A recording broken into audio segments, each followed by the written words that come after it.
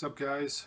No, I haven't done a video in a while. I was out of town on vacation last several days, but now I'm back, so I can make a couple of videos. Wasn't sure what to talk about, but I was reading today's paper, the Washington Post, and I just took a look at the fucking front page. I'm just, I have to talk about this because it is so fucking stupid, and it demonstrates in a nutshell why people do not trust the mainstream media, because the articles in just today's paper, Friday, December 30th, is absolutely fucking outrageous. The fucking shit that they print. And millions of people read, and they believe. And then you wonder why people don't trust the mainstream media. People are talking about this fake news and stuff. Yeah, fake news is sometimes those random fucking links you find on Facebook, but more often than not, fake news is the fucking mainstream media. And the mainstream media hates that they're being called out on the fucking bullshit. So I actually get the paper in paper form, you know, because I'm so old-fashioned. I don't think a lot of people read actual newspaper. But let's just take a look at the headings. I'll put all the links for each of these articles in the description, so you can go to the Post site and read it. Yeah, let's get started on... This is so fucking ridiculous. Okay, so the top page is U.S. takes action against Russia in hacking case. They expose operatives and put sanctions. Top fucking page. That one? Yeah. As you can tell, I've been drinking a little bit. Liberty Creek Sweet Red, a whole $8. Yeah, I really splurge sometimes. Anyway, so just in the title alone, I'm just, oh my god, the title alone fucking takes it. What did the Russians actually do? I know I did a whole video on this before, so I'm not going to go through it entirely, but you can take a look at it if you want this issue talk about this issue in particular. But if they would stop fucking talking about it, I would stop talking about it. But they keep on going on and on and on and on. So much, in fact, that Obama put sanctions on Russia because they hacked the election. People are saying this is fucking Cold War shit. You know, it's just like, the absurdity of this whole fucking issue has been drawn out for weeks. Several weeks, because they've been talking about it ever since the election in early November. And it just, how can I not talk about this? Because this is the front fucking page, top of the front fucking page, and they're saying that Russia hacked the election. That is the #1 phrase you hear from the mainstream media, this fake news. That Russia hacked the election. Okay, now without any context, what do you think they mean when they say, if you just heard the phrase hack the election, a country hacked another country's election? I'm not talking about this particular, just as a general concept, what comes to mind when you hear that phrase? And you think the country hacked into their voting systems, the voting booths, the electoral college, like the system that runs the electoral college that gets all these votes, and changed the results from one presidential candidate to the next. That's what you think when you say hacking the election, stole the election. That's what they say, the Russians stole the election from Clinton and gave it to Trump. And then when you actually get down to it and look at what the Russians actually did, all they did was hack the DNC. That is the only tangible thing, action that you can get from the mainstream media, these brilliant fucking organizations that just spew bullshit after bullshit day after day. How is hacking the DNC and simply publishing emails, how the fuck is that stealing the election? No one can answer me that. Some people say, oh, well, it influenced people when people thought. Oh, wait. You're saying that any influence is hacking the election. So Obama saying that Britain shouldn't leave the EU, that's okay for him to do that, to influence some people to not vote for Brexit. That's okay. But when the Russians simply expose on how corrupt the Democratic Party is, and Hillary Clinton in particular, when they simply do that, they don't put their own spin on it, they don't put their own editorial out, they don't write a paper about it, they don't publish it in a newspaper, they simply publish the emails as is, unaltered, no opinion, no editorial, nothing. Somehow that is stealing the election because it influenced people. Well, how is an influence hacking the election? Once again, the mainstream media, and Democrats in particular, are not pushing their logic on this rule of foreign influence equals hacking or stealing the election. They don't apply that evenly. They apply it when it suits their narrative. When it doesn't, like Obama, like I said, Obama, he made a speech to the Britons saying don't leave the EU. That's okay for him to do that. He influenced some people listened to him and voted to not leave, voted to stay in the EU. That's okay for him to do that. It's okay for fucking, I don't know, any foreign head of state to comment on anything that we're doing in the US. It's okay for him to do that, but when Russia does the job that the mainstream media, you know who should have hacked the DNC and exposed? These fucking idiots. That's what they should have done.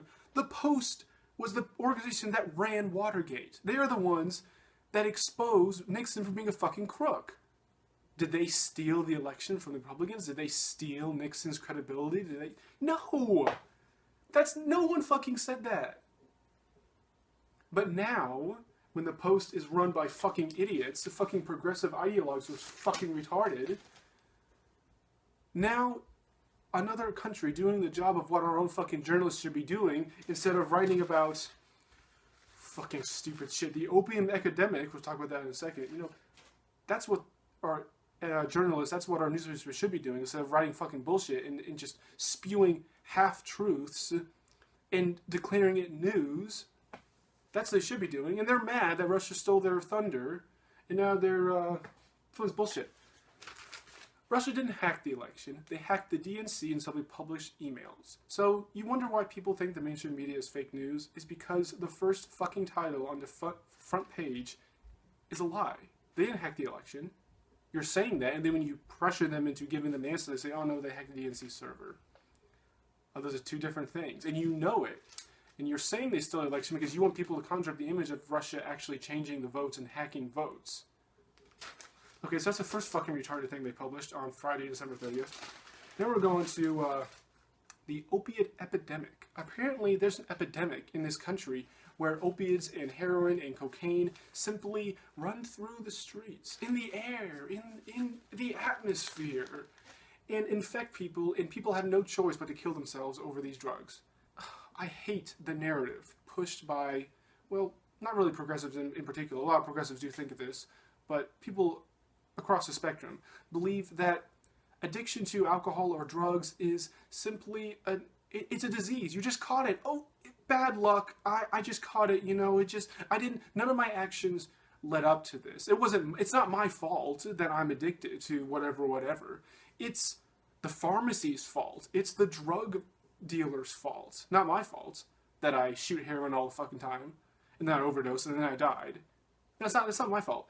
Is abstaining the responsibility of your own personal actions. If you are so fucking stupid to overdose on painkillers, which you have to take, I read one article saying up to 30 times the daily limits of what's posted on you. Each drug has a daily, how much you can take.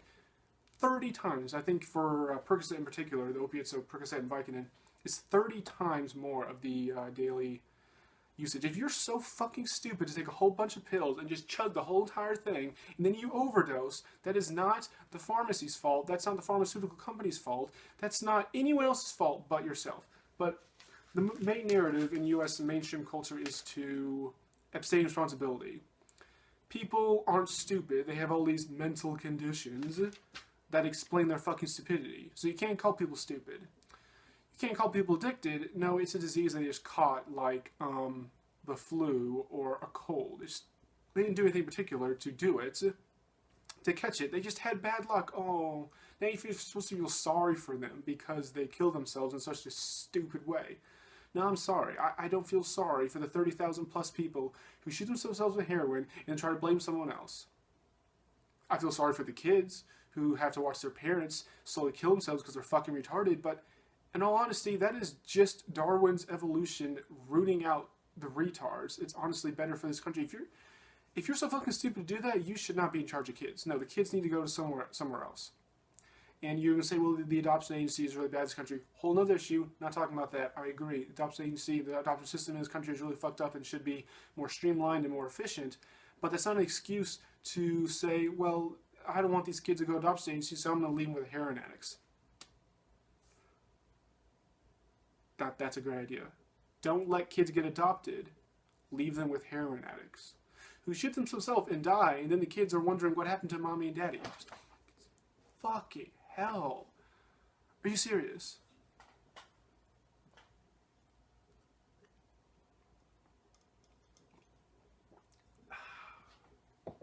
It's really good. So for $7 for a wine bottle, it's actually pretty damn good. Anyway. So the second title in this post edition of Friday, December 30th is also a lie. There is no opium epidemic. There is no alcoholism epidemic. There is no cocaine epidemic. There's no epidemic. No, it's stupid people doing stupid shit. There's an epidemic of stupidity, I can guarantee you that. You just fucking go anywhere in a fucking shopping center, you'd look at a bunch of retards who can't drive, can't walk, can't talk, can't do much of anything. They're just so zoned out on... they might be on drugs. It might be the same people, actually. But no, there is no epidemic. You can't catch alcoholism. You can't catch cocaine, you know, in the air like a cold, and you can't do anything about it. Okay? This is abstaining people's responsibility. Okay, so that was the second one. Let's look at this other fucking bullshit. Okay, so actually most of the center of the newspaper was okay. And then we're talking about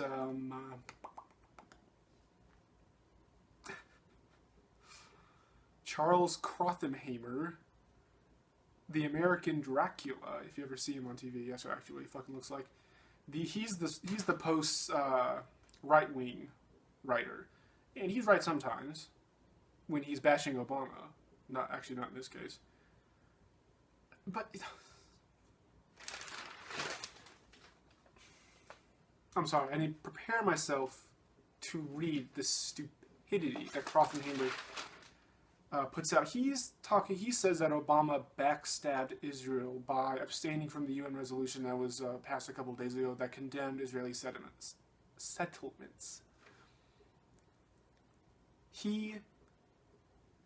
All he writes is rhetoric. There are no stats in his editorial. It's just him virtue signaling to the other right-wing crazies that support Israel. You know, he says that Obama has continuously backstabbed Israel, that he hasn't defended Israel, blah, blah, blah, because Obama hasn't 100% done every single tiny little thing that Israel has asked him to do. So this is kind of guilt-tripping. If liberals and Republicans constantly trip over each other to see how much they can bend over for Israel, you know, and if you don't do everything that Israel says, and you hate Jews, you want them to be exterminated, you're Hitler if you don't let them do every single tiny little thing they want. No, those two have nothing to do with each other. Look at the actual tangible actions that Obama has done for Israel over his presidency versus the empty rhetoric that he may say or may not say in his speeches. He has given anywhere from $3 to $9 billion in military aid to Israel every single fucking goddamn year of his presidency. How can you say that he abandoned Israel to the bloodthirsty Arabs when he bankrolls their military? He is the only reason why Israel still exists, because he gives them so much fucking money and weapons that they are stronger than all of their surrounding neighbors. How could you say that Obama... Oh my God. The U.S. has defended Israel on so many fucking UN resolutions. And then this one time they abstained. They didn't even vote against it. They didn't vote against Israel. No, they simply didn't feel like voting. That is the most heinous, reprehensible crime that you can do as an American politician, is don't support Israel 100%. Obama supported them 99%. He gave them all this fucking money. He politically protected them. He did all this shit, you know, whatever. The list goes on and on and on. Oh, but he abstained from this one resolution. He says not even bad things about Israel in his speeches. Every once in a while, he just says, how about you stop building Jewish-only settlements on Palestinian land? It wouldn't be a problem if Israel built all these nice apartments and suburbs, and then anyone could apply to live there. But no, this is what people don't know. A lot of people don't know. These settlements are Jewish only. You have to be Jewish to live in this settlement. They are ethnically discriminating against not only Israeli Arabs, but Palestinian Arabs who their land is being taken from them and put Jewish-only settlements are putting into. Can you imagine if the U.S. did that? Can you imagine if the U.S., the government, this is government-built housing. This isn't a private company building his house or whatever. This is the Israeli government building these fucking settlements and then saying, so let's say America did the same thing. The American government built all these nice, luxurious condos and apartments in suburbs and said only white people can live here. Can you imagine the backlash, the rightful backlash? It should be condemned. There should be a backlash for if the U.S. government did that. But suddenly when Israel does it for Jews, it's suddenly okay. It's suddenly okay to take farmland that the Palestinians need to farm to feed themselves and build only Jewish-only settlements. And Obama, personally, I don't think he really likes that, but he puts up with it because he knows there's nothing he can do about it because that's political suicide for a politician to go against Israel. That's why he hasn't been 100% supporting Israel. He 99% supports Israel. Every once in a while, he makes a snide comment about something Israel has done, while still giving them billions of dollars in military aid every year. You know, it's just like, so Crossman-Hammer writes this piece of shit, and Obama's probably thinking to himself, I am the only reason why Israel's alive at this point, because I give them so much money. You know, $9 billion is not a lot in the American economy. But the Israeli economy is a huge section. If you took a pie chart of the funding, the money that the Israelis spend on the military every single year, U.S. support, the U.S. Direct giving money, direct giving weapons and vehicles, discounted sales, like Boeing and, what are the other ones?